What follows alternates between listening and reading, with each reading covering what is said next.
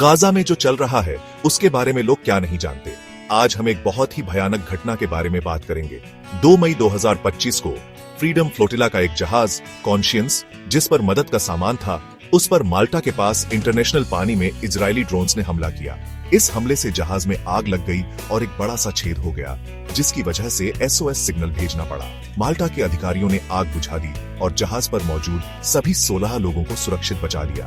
Freedom flotilla, जो Gaza में मदद पहुंचाता है, का कहना है कि यह हमला गाजा में चल रहे कत्लेआम का ही एक हिस्सा है। इजराइल ने इस घटना पर अभी तक कुछ नहीं कहा है, लेकिन दुनिया भर से प्रतिक्रियाएं आनी शुरू हो गई हैं। हमास ने इस हमले को समुद्री डकैती और सरकारी आतंकवाद बताया है और UN के स्पेशल रिप्रेजेंटेटिव ने मदद की अपील की है।